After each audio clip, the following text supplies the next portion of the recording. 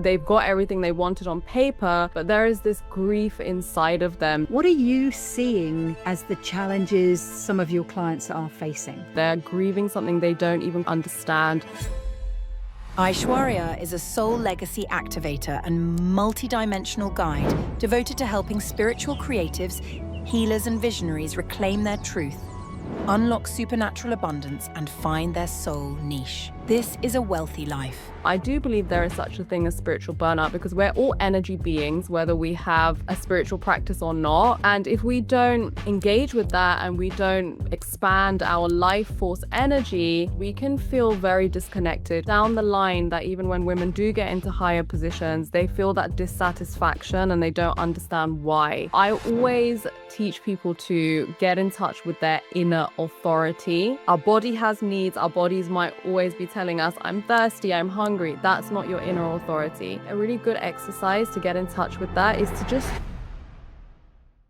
Hello and welcome to A Wealthy Life. I'm joined by Aiswarya as my guest today, and you are going to be blown away by what we're going to be discussing. It's following on from last week where we've been talking about the male energy, so we're talking a bit more female energy here, but it's also very much connecting with the spiritual, which I think we're losing a bit in this day and age. So Aiswarya, hello and welcome to start with, obviously. Hi, Vicki. I'm so happy to be here. Thank you for inviting me. Thank you. And I know that you are a spiritual mentor amongst the many things you do, and we're going to be talking about your event next week as well. But what I really want to ask you is, in that role where you're working with high-performing corporate employees, particularly women, and so many people are stressed and this phrase burnout and the need to perform at a high level, what are you seeing as the challenges some of your clients are facing? So what's interesting is I just want to say that I actually never thought that I would get corporate women as clients because my messaging is very much about spirituality and somatic healing. So I never made that link, but I ended up getting actually quite a lot of people who are in corporate. And what I found is that they struggle with so many things in the sense that the landscape of corporate, unless you're quite high up, is made for men. So in the beginning, climbing the ladder, you have to step into a very masculine way of operating. Mm-hmm. And in doing that, women start losing a lot of their feminine spectrum. So femininity is a spectrum. It's not just being soft and receptive. It's also, we've got the warrior archetype, we've got the mother archetype, so many archetypes within femininity, and they all start getting diluted. And women can operate, in a masculine role, but not for too long. So women have the ability to step into a masculine role when it is needed. But if they keep staying in that role, it eventually leads to physical burnout because our bodies have different cycles to men, and also emotional burnout because maybe we're not understanding the certain needs that we have and there's no room for that to go. And also spiritual burnout. I do believe there is such a thing as spiritual burnout because we're all energy beings, whether we have a spiritual practice or not. And if we don't engage with that and we don't expand our life force energy and it dwindles, we can feel very disconnected. We can feel very lost in this landscape, that we're just doing the motions and what are we doing it for? And I find that down the line, that even when women do get into higher positions, they feel that dissatisfaction and they don't understand why. So they might have the house, they might have the marriage, the kids, everything, like they've got everything they wanted on paper, but there is this grief inside of them. They're grieving something they don't even quite understand, which I see as an initiation for them to do the kind of work that I do with people. Oh, that's awesome. And that really ties in with some of the work that I've been doing both through the podcast, and I released recently a new 2-hour course on YouTube called Escaping the 9 to 5. And my point is that a lot of people who are high performing are ticking all the boxes that they're meant to tick. They're on paper, they're getting all the success, but they're lacking something and they're not happy. And so what I'm suggesting, where you're suggesting a spiritual solution, a reconnection and a realignment, which I think is really important. What I'm suggesting is that you also start a plan to physically remove yourself from the place that is draining you. And that obviously is about creating a wealth plan, creating some sort of second income that you can run alongside. So actually making sure that you've got as much alignment in there as possible so you can keep your energy up will give you the strength to actually put in place this plan so that you don't have to wait till you're 65, 66, 67 or whatever age they come up with next before you sort of drop off a cliff and it's too late. So when we first spoke, that's why I really wanted to sort of bring you on the podcast, because I think that you add another dimension to that. So I think that's awesome. Thank you for that. I want to, before we move on to anything else, just pick up on 2 words here. Somatic healing. I've not heard that before. What is somatic healing? So somatic healing and experiencing is understanding that our bodies hold memory. So, our bodies are like ancient beings in the sense that our DNA has come from our ancestral line. So anything that is unresolved or dormant or anything like that can be passed on, and we can carry it in our bodies. We also carry in our bodies our own life experience, traumas that haven't been completed. It doesn't have to be a massive trauma. It could be maybe sometimes you go into work and someone's just rude to you, and that happens too many times, and you just hold that in your body and it now is lodged in there because you haven't processed it. So just like that, we're very familiar with like genetic diseases or like imprints or whatever passed down through the lineage, but also emotional imprints can also be passed down. So in somatic experiencing is all about finding where you hold this in your body, what emotion it is tied to, and clearing it spiritually. Ah, okay. So I had heard of it, but I knew it, but I didn't know that word for it. So I was aware of the fact that, like whether you keep it in your shoulders and your neck, or some people keep it in their stomach, or potentially in your back, or wherever you have. If you think about it from a biological point of view, it makes sense that you have this repeated instant, or you have a dramatic instant, your body will respond through the chemicals, and whether it's a tightening of a muscle or the triggering of a nerve. Yeah, okay. So good. There they are. I've learned something new already. Right, back to the topic of our high performing women, and we know that they're experiencing a lot of challenges. How are you seeing this burnout occurring? And I'll cheat and tell you the next question, which is, how can we prevent it and how can we fix it if we've got it? But that's sort of like the line I'm going down. What does burnout for women look like? And is it different for men? Yeah, so I think burnout for women looks like physically just not having the energy to maybe be high performing, or it takes too much out of you to stay at a certain level and have a consistent output every single day. Physically feeling like you can't be there for your family, your friends, everything's all about the next target or achieving, the next position. And emotionally, it does lead to, as I mentioned, like dissatisfaction and grief and feeling very, what am I doing this for? Like, is this really worth it? There's so much more to me. There's so many other things I want to experience in my life. Where does it go? Or just feeling, or it doesn't have to be that dramatic. It could just feel like you've come to the end of this chapter in your life and it's just time to do something different, and maybe you just don't know how. It might not present as very extreme. It's just that kind of like, okay, I don't think I'm very aligned to this anymore. It's not, I'm over it. Life. Because you were very different in a past life. No, I don't mean like a fully past life, but just earlier in your life, you had a completely different career to this. So do you want to share a bit of that? Yeah, I mean, I come from a family that are, of course, I got my spiritual teachings from my dad as well, but they're both very academic. They're both very corporate. So that was kind of what was expected of me. So I can be that if I want, but I'm more spiritual. I'm more of a creative, but I wanted to do what was expected of me because it was the only choice. So yes, I did go into a corporate life, but that was very short-lived. In about 6 months I had left because I felt like, no, I just really can't do this. It's not made for me. So I left early, and I just kind of, did creative things and spiritual things from that time on. And it's very interesting because I meet a lot of my friends in corporate now, and they're saying that they just don't know how to get out of it. Like, they just feel really trapped. And maybe they will never get out of it because they're so, maybe they've bought a certain house and they need the income to keep it up, or they're used to their 2 holidays a year or whatever. So they just don't see a way out. And I think that's what I love what you're doing. I think what is really important, what you do with the physical aspects, creating a wealth plan, because there is a way out and it's not as daunting as you think. No, I know. It's fascinating, isn't it? And I think so brave of you to go even after 6 months, especially when there was this expectation. And we do put a lot of expectation on our children. I have this thing where, I don't know, when you were at school, were you asked, what do you want to be when you grow up? And the answer is, for a boy, a train driver, a pilot, or a soldier. And maybe youngsters now, it's that they want to be an Instagram influencer or something. Do you remember that? Yes. How different might your life have been if you were asked the question, what are you interested in? Instead of what would you like to do, which is the inference, what would you like to do as a job? If you were asked the question, how would you like to spend your day? What's important to you and your values? And we carry values with us from childhood. You might have said, rather than following my mum's more academic route, I'd like to follow my dad's more spiritual route. And you could maybe have missed out that 6 months, or your friends could have missed out the last 5 or 10 years that they've been building that life. And that doesn't mean to say that if you're spiritual, you're poor, because I'm sure that's not the case. But it's about, there can be a way that you can create a life for yourself that allows you to do what you love. I have this phrase, for me, the definition of a wealthy life is doing what you love with those matter to you most. So we could be asking people this. What do you love doing? And then how can we make that possible? So, Yeah, I'm fascinated. So in the work that you do with corporates, so let's take that shift onto it now. So in the work that you do with women, what are the steps that we need to be considering? I know when we were talking earlier, you were talking me through some of those. So do you want to share some of that with the listeners, please? The work I do is very much about supporting and allowing the women to be who they really are. But I can talk about a few steps here that you can actually just start implementing or even having awareness around.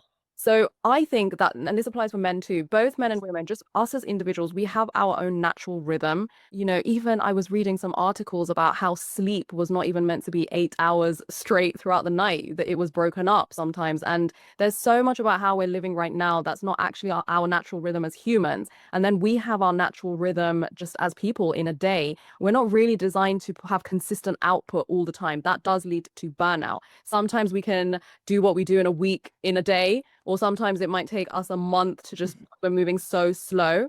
So I think it is about understanding and being curious about when you have more energy, what lights you up, what maybe sometimes when we're putting things off and procrastinating, maybe it's just not the right time. I don't know about you, Vicky, but there's definitely been times where I had a deadline for something and I kept trying to do it and it just wasn't getting done. And then all of a sudden, like 2 days before the deadline, I just had so much energy and so much inspiration and so much, ideas for the thing. And I just got it done in 2 hours. And some people might say that's a trauma response or whatever. But I think for me, I have been able to trust that if I have a deadline for something, that I'll always get it done and that I have my own rhythm with that. I don't have to follow everybody else's. I completely agree with that, because for me, sometimes it's about subconsciously processing it. So for example, when I wrote that book, most of my books I have written from start to finish completely in 10 days. And that includes 5 days of solid writing. So I will just write every day for 5 days. It's almost as if it's coming in and down and out the fingers, right? Leave it over a weekend and then do a read through and some edits the week after. Done. That book I started in 2015. I couldn't get it. I just wasn't clicking. It wasn't clicking. And I wrote another book in the way. And then I rewrote one of my other books. And then eventually I sat down in 2018 and it just came, and the structure was there and it was easy to write, and it was twice as thick as it was originally. And we had to cut loads out so that we could keep it crisp and tight. And it's fascinating. I wish I'd never called it the Wealthy Retirement Plan. I published it in, I think it was early 2019. And what I wish I'd called it, if only I'd known, is it would be how to prepare your family financially for a pandemic. Because actually, by the time it came out and it was doing really well in the charts, everything in that book is about, what if you didn't have to go to work every day just to pay the bills, which a lot of people didn't because they had furloughs or they were working from home. And what if our lives were different? What if our lives didn't involve commuting, that pattern that we're forced into, the commute, the go in the office, the 9 to 5, and it's never 9 to 5, and then the come home and all of that. And what if things were different? So I totally agree with you about that rhythm. And also sometimes, although I don't know that I am particularly aligned with the moon, I know that there are people who look at whether it's a full moon or a new moon, and they use that to guide them whether they're going to create a project or finish a project. So I do understand that there are a lot of people out there that know a lot more about it, which is obviously why I wanted to talk to you. So understanding our rhythms, what else do we need to be considering? Yeah, just following off from the rhythm just quickly. The moon is, some people do follow the moon. And if you resonate with that, that's absolutely great. I think the menstrual cycle in women is something that is not talked about enough, because we have our phases. We actually have the 4 seasons within our menstrual cycle. So when we are actually menstruating, that is our winter phase. So in that time, even in ancient cultures, you're not really supposed to be doing anything that you don't feel like doing, because it's actually time to turn inward. It's time to turn inward to your emotional landscape and to see what it is that you're truly shedding from this month. People have a whole year where they make New Year's resolutions and, all of these things, but actually women can do this within a month. So in that winter phase, it's all about letting go and shedding. Then the week after your period is your spring phase. So your energy starts rising, you're coming into creation energy, you have more ideas and you feel more revived. And then when you are ovulating, that's actually when your energy is at its highest, which is summer. So in this time is the time to just get all the things that you've been putting off done, because you're going to be just speeding through. And then the week before you menstruate is autumn. So then it's also, you're going to feel tired because you're preparing for that winter phase. And even if women are like in menopause or they don't have a menstrual cycle anymore, they still have this phase. And men have their own version of that as well, but it's different. So I think harnessing this rhythm is really going to help you with productivity, because then you can plan. You can even plan certain conversations. Like if you're going to have a really tough conversation with someone, a partner or a business partner or a coworker, it's better to do it in the spring and summer phase than the autumn and winter phase, because you are going to feel more sensitive, you are going to feel more reactive. So even though you might be in a 9 to 5, there is, if you have a little bit of autonomy, you can also harness rhythm. I know, that's brilliant. I've listened to a podcast about it, and they spoke about there is the female phase and the male phase. And this even, you can take it all the way back through history. So if you go back to history before we had all of the, the feminine products that we have now, you imagine yourself back in the time of Henry VIII. How did you function out in society if you were having your period? You didn't. You had to stay indoors, and you had to be somewhere where you could change your garments, etc. So there's all this rhythm. Now, while that was about functionality, we've forgotten both the functionality and the nature of these things. And you're right, I've listened to, as I said, a podcast, can't remember what it was now, talking about for men as well, that there is a rhythm of their hormones, how they fluctuate, but unfortunately they don't neatly fluctuate in the same 4-week period that we do. But then on top of that, it's if you're exercising, if you're fasting. So we really do need to, while we're talking about spirituality as well, but also remember that I always used to refer to this as my temple. I thoroughly abuse it, I have to say, but I do like to remember that I'm meant to be worshipping it. That this is my temple. Without this physical presence, there is no me to experience the world. Without this, there is no me to have this conversation with you. There is no me to learn things. So we need to sort of treasure this. So here's the physicality, but then there is also the energy that drives this. And if I'm, not up to a podcast conversation, then the whole recording is going to be a completely different energy, isn't it? But I do think you're right as well, that you can for short periods engineer a little boost for yourself. But what we've got is a whole cohort of people doing this in the corporate world that are being expected to do this constantly without awareness of their physical or spiritual needs. So yeah, definitely. And it's not I don't want women to ever feel like they are less than because they have 2 weeks in a month where they're not performing highly. It's actually when you harness this energy of going inward, you get more ideas, you are more creative, you are more on point. Like there's even tribes that when women were menstruating, they would come to women and say, is this a good time to hunt right now? And women would gather together in communities at that time, because maybe that's why people link it to the moon, because it was like on a full moon or a new moon, groups of women would either ovulate together or menstruate together, and they would be together at that time. We've just lost sight of how to use this for our advantage. So it's nothing that is making you less than, it's just different. But also that idea of shedding, if you're in that winter phase, then this is a good time to actually let projects go. This is the time to evaluate things. So that is still actually a very positive and valuable process in any business, is to take that time. And I do think, just looking at the news, you could just think to yourselves, really, guys, you could have just taken a minute there before you said something. It wouldn't hurt for us all to, it's a recurring theme at the moment, this idea of press pause, slow down, take a moment, and actually the benefits are more. You slow down or you stop and you get more. You slow down, you go faster. I almost feel like we need to just go, take a breath, guys. Everybody just take a breath. Definitely, because there is a time to rest and recover, recuperate, to fill up our energy reserves, either with mindfulness or whatever is best for you to be like performing highly again. So yeah, completely with you there. Awesome. So I know there are some more bits that we need to be touching on. So what are some of the other things that we can be considering to support ourselves, primarily as women, but also if you're listening, then you'll have mothers for sure, maybe sisters, maybe partners, maybe daughters, that your understanding of this will help you in your relationships with them, but also maybe to just share this podcast with them so that they get to understand a bit more. What else can we be sharing with people, Aiswarya? Yeah, definitely. I mean, this next one is for men as well. So I think when, sometimes someone can ask you to work an extra hour, or can you do this, or, anything in personal and in corporate. And sometimes it can be really difficult to know if it's a yes or a no. So I always teach people to get in touch with their inner authority. And this is a part of you. It's not, our body has needs. Our bodies might always be telling us, I'm thirsty, I'm hungry. That's not your inner authority. You might have your trauma and past experiences, and your ego might be very loud saying, I don't want to do this. I don't want to do that. Why did they speak to me like that? That's not your inner authority. Your inner authority is something deep inside your truth, which is connected to something higher.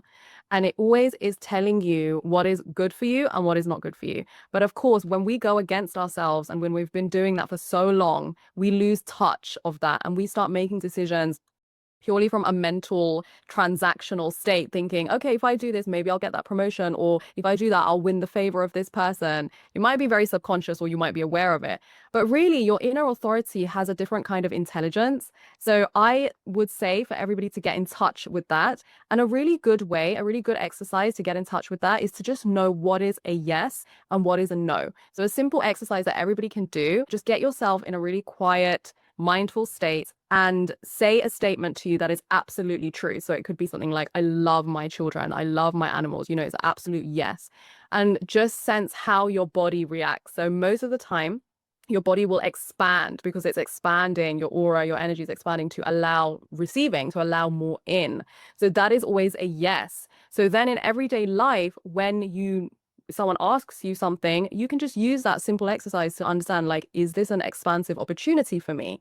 And on the flip side, a no, so the same exercise, get in a mindful state and say something that's absolutely untrue. Something like that is, it's not true. And then you'll feel your body contract. You might feel sick. You might feel your muscles tense up. And that is a no. So when you start using that just for simple decisions in your life, like, do I want to eat this today? Or do I want to go for a walk here? You will be able to use that for the bigger decisions in your life. And you'll be really surprised because you might say no to something before. If you were using your mental transactional mind, you would have said yes.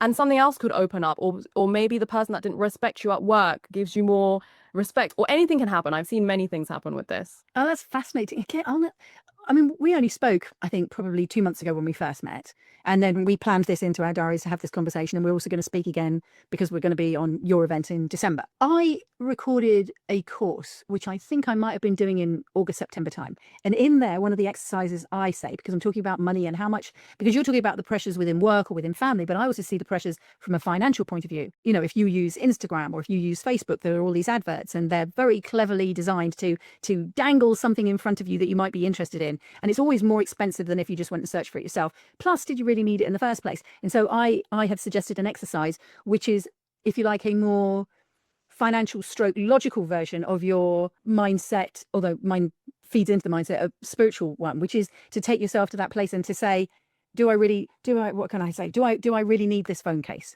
And to ask yourself the same thing 10 times. And I think, listening to what you said, this idea that if you practice just on your own to start with, so you're not under any pressure, you could be in the bath or in the shower or just before you go to bed or wherever, take yourself on a walk and go through that so you can start to feel what you're saying. Because I can do it logically, but I'm going to be really interested to feel that expanse, because I was following along logically, but not getting the feelings. So clearly, actually being on a podcast with you, trying to be present in the podcast, isn't the right time for me to go off and feel how I feel when I'm saying yeses or nos. So I really want to do that and see that I can go, what does yes feel like and what does no feel like? Because I think once I've learned that, then have to go and meditate on every decision, because I'll already have that greater awareness and then I can then employ it a lot quicker. I might need to still once in a while go back and check, yeah, that is still what yes feels like. But most of the time, I should be able to have practiced that. So yeah, excellent. Thank you. So not only do I know about the name of somatic healing, but now I'm going to go and apply feeling, which is really interesting. I didn't even think of that. The physical feeling of the yes-no decisions. I think that's fab, because I just think, again, it's almost taking that moment, isn't it? It's slowing down and then being aware that saying no to something, or alternatively saying yes to something, I do believe, and I have lots of friends who believe in this same way, that things happen for a reason. That doesn't mean to say I'm abdicating responsibility, but things happen for a reason, but you don't always understand it now. And so maybe the reason that the listener is listening to this podcast and picks up on this idea of, do you know what, I'm going to check in with myself a bit more when I'm asked something, so that when I say yes or no, I'm making it from an informed and aligned place rather than instinctively responding in a way that I think that I have to, that could open a door for them that wasn't there before. And that might be to a new opportunity, or it could be to a different path. But that idea that we might just take a pause for a minute and think and feel being the extra bit that I'm adding in. Think I would have done, think and feel what a decision feels like would be, I think, a massive skill. Maybe we need to go towards the Houses of Parliament, and maybe we need to go to a few other countries and share this idea with other people that they should be thinking and feeling before they make a decision. Yes, absolutely. I love it. All right. Well, look, you're stacking things up here for me. What else have we got? Yeah. So the other thing is, get the right team. And this again can be personally or physically. So I'm somebody, obviously, I do run a business and I do many things. And I was just hating doing it all on my own. So I've got a really great team and it has taken so much off me. And likewise, if you, even in personal life, you can get a cleaner or a chef or whatever it is that you need. Give yourself permission, because all these things does improve performance. See the things that you actually really don't want to do. Even in corporate, it could be you're doing your work and maybe there's not that much leeway there. But when you get home, what are the things that you don't want to do? What can you outsource? And a lot of conflicts between couples is because they're outsourcing it to each other, and you don't have to do that. You can outsource it to a third party. So if that's happening in your life, just make a list of all the things that you can outsource. I think that's a really simple one, but a really effective one. Yeah, a cleaner at £20 an hour is pretty much 4 cups of coffee, 4 large coffees. Yeah. If you take a coffee every day to work, you could have a cleaner for an hour. You could have a cleaner for 2 hours every other week. Amazing. Yeah, whatever you're feeling resentful about, again, in your winter phase, you'll feel resentful about a lot. But instead of feeling like you're being silly, actually write it down. What are you resentful for? What are your preferences? What would you prefer? And how can you make that happen? Give yourself permission to put yourself in the center of your life. Maybe you've put others in the center of your life, like your boss or your kids or something else. But take this time to put yourself in the middle, in the center, like the sun of a solar system, and say, what do I need? And how can I make this happen for myself? And take, it's not all about my husband doesn't do this for me, or this person is, I feel unseen at work. What can you do for yourself to make yourself feel seen and appreciated? I think that taking action, for want of a word, that making a decision. So first the awareness and then taking the action is so empowering too, isn't it? I mean, if we just look at what modern man and woman is struggling with, there is just so much on most people's plates. They are very stressed. They are loads of things are making demand on them, from the device in their hand pinging all the time because it wants their attention to watch some nonsense and scroll, or people messaging them all the time, or the messages appearing on their computers going, answer this email, answer this email. And then not only have they got that all day long, whether they're in corporate or running a business, but then they're going home and they've got all the various demands of a parent, or even if you're not a parent, the various demands of a sibling, whether you are someone's child or whether you are someone's brother or sister or friend or anything. Everything is peck, making decisions at us. And this idea that you could take a pause, put yourself back in the middle for a minute and go, hang on, what is it that I want? And reprioritize. And maybe you can't have everything that you want. You might have a list of 5 things that you want, but you could have maybe 4 of them. You can make better decisions about what you want to make that quality of life. And then as you move forward, maybe that 5th thing becomes a possibility as well. And then as you get to the 5th thing, and then you go through that process again, you're going to think of another 3 or 4 things that you want. And before you know it, this is, I think, where that alignment idea might come in from you, that you're starting to say yes to the things that you value. Because I'll do a lot of work in terms of value. So what's important? What do you value in your life? And so often we're subjugating our values in order to fulfill somebody else's needs that doesn't give us joy. And the benefit is really minimal, because it usually comes in the form of a wage, and then the wage is spent. So the end result at the end of a month is you've done things that you don't feel in alignment with. You've done things for people that don't appreciate you in return for money that, because you're unhappy, you've just spent. And the net result is that you're no better financially off. You've not done anything towards your financial future, but you have suppressed yourself in order to do something that wasn't in alignment with you. And I'm feeling very, very fired up by this, Aiswarya. Very fired up by this conversation. I'm so glad for that. Right. Go on. So we've got to, that was talking about the team, and I am pro your cleaner. Definitely pro cleaners. Yeah, so that's the right team. And then we've spoken about alignment versus motivation, because, it's not about getting yourself motivated all the time and beating yourself up when you're procrastinating. It's about getting into alignment, following the natural rhythm, trusting that the flow, the impulse to be productive will come, focusing on the 4 phases of the menstrual cycle and understanding that there are times that you cannot naturally be productive. Going back to the yes and no based on your inner authority, always filling up your own cup, getting the right people around you to support you. All of that we've covered. So now I want to just go to something really interesting, which is the chakra system. And I have a background in Kundalini. So I learned, I am South Indian. And when I was a teenager, I used to go to ashrams, and I've learned the Kundalini process that way. And I just want to mention the chakras, and how they come into play when it's to do with business, work, corporate. So the root chakra, which is at the bottom of our spine, is all to do with feeling grounded and feeling safe and feeling like we have enough in the world, that nature is always going to provide for us, that life will always provide for us. But when this goes out of whack and we have different belief systems and it's out of alignment, we can feel that we have to do everything to provide for ourselves because our safety is at risk, and we are tuned into trying to get safety because we feel there's scarcity. And then that can really affect the way we do business and the way we work, because we don't really want to be putting out this energy of like scarcity, safety. We want to be able to create safety first and trust and all the things that I've mentioned is going to help you with this. So that's one thing, to bring our root chakra into alignment. Now, the next one, and I'm just going to go through all 7 if that's okay. Yeah. The next one is the sacral. So this is all about creativity, giving, receiving. This is a very feminine chakra. And what I've seen in women that I've worked with is they sometimes struggle with being able to give the right amount of energy towards things. So sometimes they overgive and then feel really depleted and resentful. And this does affect your sacral. Or they withhold, they withhold energy. So they just do what they need to do and they're not giving enough of their life force, their creativity. And this can also affect your performance at work. The third one is the solar plexus. This is your stomach. This is all about your power, your expression. And it's very interesting. I've worked with certain people that have felt quite dominated at work. And when we did that somatic experiencing and seeing where is this living and what is it tied to, their solar plexus felt quite depleted. Maybe they had gut issues. Maybe they just felt they shrunk when someone was more dominant. So really firing up this chakra is able to allow you to stand in your own energy and stand in your own power. And even when someone's dominant to you, you're able to just like shift, like mirror that back to them and just release that energy, so this is what the solar plexus is all about.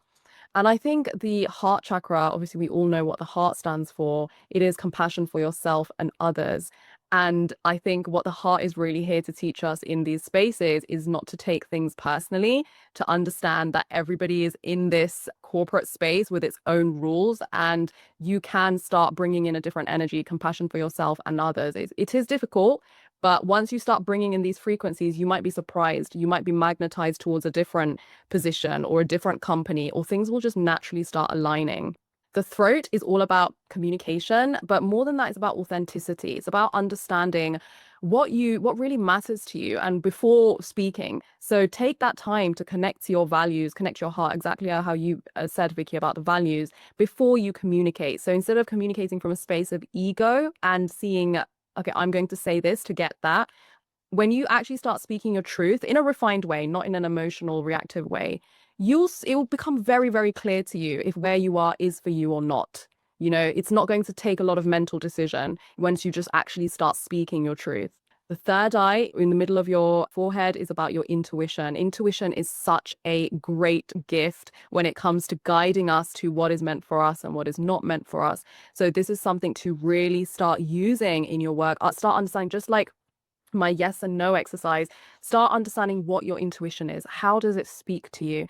Do you get like a feeling? Do you get a voice saying, do this, do that? Is it a subtle, quiet voice, which it often is? It's not a loud one. Is it an inner knowing? Is it a vision? So really start understanding that we all have intuition. We all have our psychic senses, clairsentience, claircognizance, all of these. We all have them. They're just laying dormant. So we can use them. And then the last one, crown chakra at the top of our heads, is all about spiritual alignment. And this is just about knowing that you're connected to something higher than you. It doesn't have to be, if you're not religious or spiritual, it doesn't have to be God. It can be the universe or the current of life. And there is something more than you that's guiding you. And once you tap into this, you're able to release so much pressure and responsibility that you put on yourself for everything. It's like we start removing that I am the one responsible for making all these things happen in my life. So I think I wanted to mention the chakras. Some people might know them, some people might not, but I feel like mentioning them starts planting a seed and we start having awareness about it. Honestly, you have somehow managed to connect everything that has been in my life since 2008, which is when I first came to the awareness of the chakras. I did a whole load of master NLP training, and this idea that, we're connected through a golden rod or a thread or a beam, and the above and the below, and connecting it, and your intuition and everything else, right the way through to, in 2 weeks' time, and I've mentioned to you before, I've got a guest on in 2 weeks' time called Tom Evans, and Tom has been, if you like, my sort of spiritual teacher over the years, and I've known him for over 20 years. And some of the books that he's written, talking about the chakras and the alignments and everything else, you are just almost like his twin from another place, so much of what you're talking about really resonates. And I remember at his last house, he had the chakras laid out in his garden. So we started at this enormous sycamore tree, which was the root chakra, and we walked all the way up the garden, and he'd got these places that represented the chakras. And as we walked through, we did a meditation aligning the chakras. And he's done a lot of work on Insight Timer. So I'm not going to bother to put Tom's links here because you're going to have to wait 2 weeks, and then you can listen to Tom, and I'll put all the links for Tom on Tom's podcast. But yeah, so much of what you're saying is, I think when I speak to people about this sometimes, and I know some of my older friends would think this is a bit woo-woo, but actually it's not. It's history, it's biology, it's nature, it's obvious, and it's everything that we have forgotten in modern.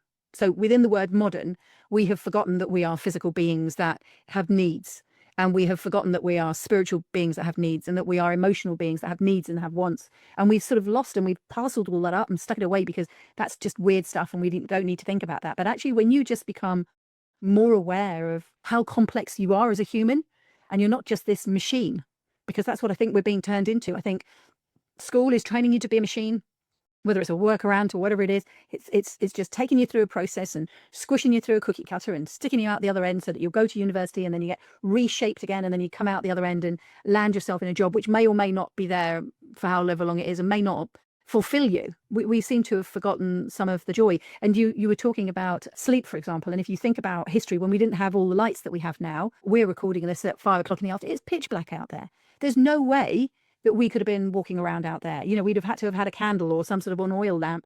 So people were going to bed, certainly in the winter times, people would be going to bed. There are less light in the winter. So now we've got something called seasonally affected disorder. But actually, back in the day, you would have been in bed anyway. You would have been resting. You would rest more in the winter. You can't hunt as a caveman. You can't do the fields as a farmer. You can't, work anything when it's pitch black. And then when sun rises, the word breakfast is break fast. So you've not eaten all night, so you're breaking your fast. Again, in the summer, you're getting up at something like 4 o'clock in the morning, because that's when the sun has risen. I mean, it depends where in the world you are, but you're getting up at that sort of time. And then if you'd been getting up at 4 o'clock in the morning, you think of the summer hours where they're not getting dark till like 11 o'clock, and then you're up at 4, you're going to need a rest in the afternoon. But the rest that you're having in the afternoon is in the heat of the day, when it is too hot to be going out and chasing down animals or ploughing fields. So we've forgotten all of these rhythms, which is just so fascinating that we're almost bringing back all of that. And we've got an umbrella term of spirituality, but so much of it is also common sense, not to degrade the spirituality side of it, but it's just stuff that we've forgotten that we just need to get back with. I want to bring one modern piece in for you now. So I've loved having this conversation with you, Aiswarya. Thank you. I've been talking last week about AI and the fact that there is an AI revolution coming, and whether we like it or not. And I started off last week maybe trying to influence people to be a bit more aware of something that could be a threat to them, because I think if you don't come at it that way, you're not going to take any action. If you just see it as an opportunity, then the chances are lots of people don't react to opportunities, but they do react to threats. So that's not necessarily my view, and I did say that in the podcast. How do you think the changes in the workplace are going to affect people? So we've got AI coming. Do you think that this is going to actually take some of the pressure off of people, so maybe they have more time to pay attention to how things are different? Or do you think that actually AI will end up putting more pressure on people? Yeah, that's so interesting. I think AI as a whole, because even in the spiritual communities, and of course, I don't agree with everyone just because it's like we've all got our own views. I would just say this about AI as a whole. I think everything in life is pretty neutral, and it's the way we use it. So even things like money is neutral, right? It's what we do with it. Yeah. Do we use it for good? What's our relationship with it? So I think AI is just an extension of consciousness that's come in as a mechanical, technical situation, and it's how we relate to it. But of course, if you are in organizations where your autonomy is not that present, it's about how the organization relates to AI. It's about, are you in an organization that uses AI to benefit what you're already doing and to assist you? We also talked about getting the right team. AI is also part of your team. Or are you part of an organization that just wants to maximize profits and is a bit more self-centered? So then it prioritizes AI and doesn't value the human. And either way, I think everyone is going to find their alignment, because whatever happens, you are going to see if it suits you or not, and then go somewhere else.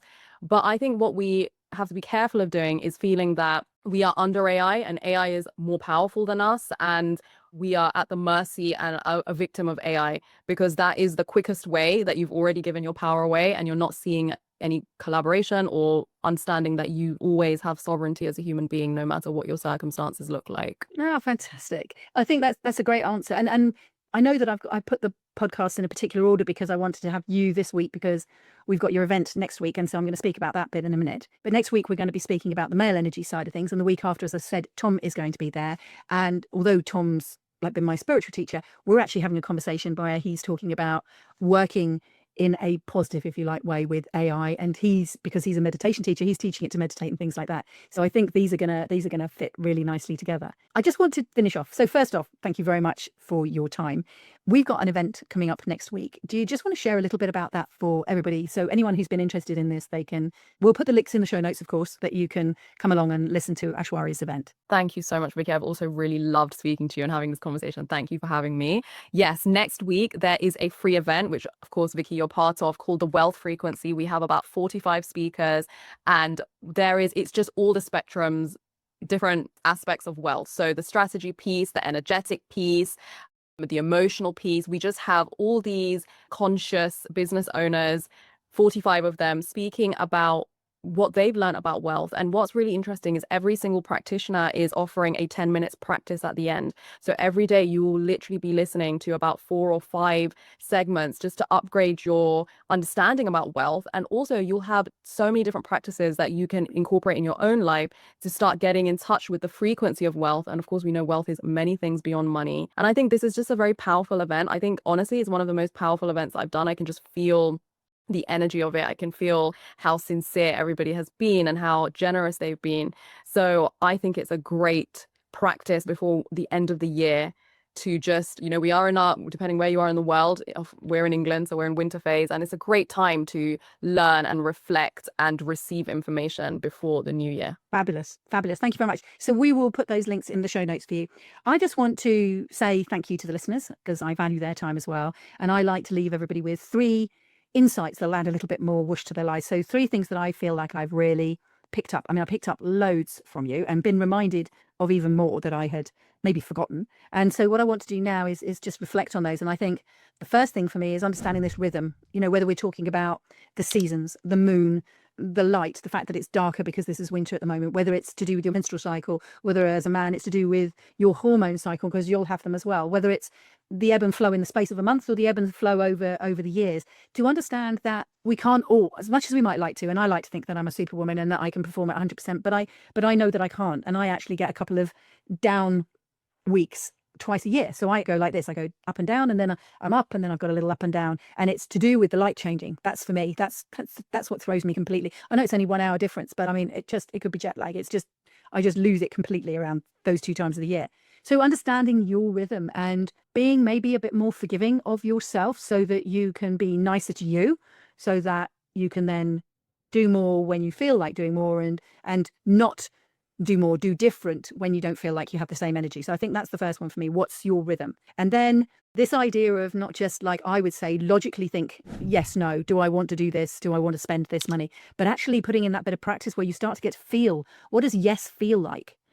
So yes feels like this, or yes, I can feel yes in my stomach, or I can feel no in my shoulders. Where do you feel these words? Let's think of it as a positive or a negative. Does this trigger a positive reaction, and does this trigger a negative reaction? And then once you've known and become more aware of those feelings, you can apply that to your decisions. Do I want to do this? Do I want to go there? Do I want to do this job? Is this project right? And you could start to, in a way, you're almost employing your gut as well, aren't you? Creating that alignment between your head, your heart, and your gut, which I think is so important. So feeling your decisions, I think, would be a really great thing. And then of course the team, I think that's a great idea. Is it's a good thing to have a team around you. They can take the pressure off of it, and then using that in a more loose sense. So not just your corporate team, and not just maybe how AI can help you as part of your team, but who's on your team, who's cheering for you, who's on your side, who's supporting you, just in work, just at home, and collectively who supports you.